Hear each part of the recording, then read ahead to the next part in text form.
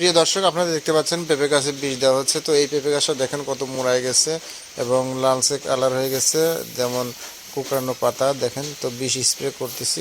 তো এই বিষ স্প্রে কেন করতেছি, কি বিষ স্প্রে করতেছি আপনাদের জানাই দেবো। আপনারাও স্প্রে করে লাভবান হতে পারবেন, বা আপনার পেঁপেও যদি এরকম মোড়ানো, পাতা জড়ানো, এরকম লালচে ভাব হয়ে থাকে, তাহলে তার থেকে মুক্তি পাবেন। এবং আপনার পেঁপে গাছ যদি এরকম ফল ফুল হয়, সে ফল ফুল ঝরে যাচ্ছে এবং পাতা মুড়িয়ে গেছে, তাহলে সেটা থেকেও আপনি কীভাবে হেফাজত হবেন বা মুক্তি পাবেন সে বিষয়েও শেয়ার করব। তো পুরো ভিডিও আমাদের সাথে থাকুন, দেখতে থাকুন।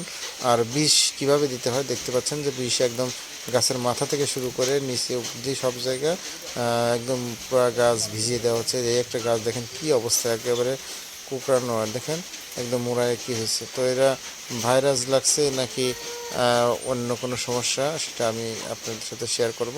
তো দেখতে পাচ্ছেন বড় বড় গাছও হয়েছে, ছোট ছোট গাছও হয়েছে। সব গাছের উপরে শাখা প্রশাখায় সব জায়গায় বীজ দেওয়া হচ্ছে। পুরুষ গাছ আছে, পুরুষ গাছেও বীজ দিচ্ছে, কারণ পুরুষ গাছ থেকেও যে ফলগুলো হয় সেগুলোও কিন্তু অনেক দামে বিক্রি করা যায় এবং ভালো বাজার চাহিদা আছে।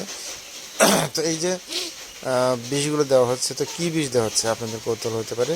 আর এই যে মোড়ানো ভাব এবং ফল ঝরে যাওয়া এবং যে ফলগুলো হয় সে ফলগুলো আঁকা বাঁকা, শেপ ভালো হয় না, তো বিভিন্ন দাগ দাগালি থাকে। তো সেগুলো থেকে মুক্তি পেয়ে সুন্দর মসৃণ ফল পাবেন কীভাবে এবং এর জন্য কী স্প্রে করবেন সেটা আমি শোনাবো।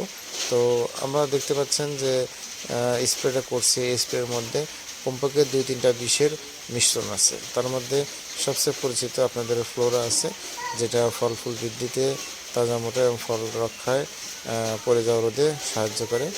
আর কি আছে, ভার্টিমেক। ভার্টিমেক যা পাতাকে সতেজ করে এবং কুকড়ানো ভাব সরায় দেয়। তো সে বিষয়ে এখানে ভার্টিমেকে দেওয়া হয়েছে।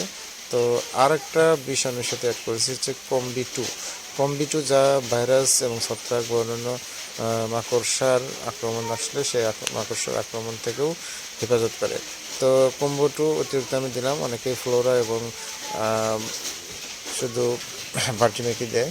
তো কম্বো 2 আমি অ্যাড করে দিলাম, কারণ বৃষ্টির সময় এখন বিভিন্ন পাতা জড়িয়ে গেছে, সেই পাতাগুলো মাকড়সার আক্রমণেও জড়াতে পারে, যার কারণে আমি এটাও যোগ করে দিলাম।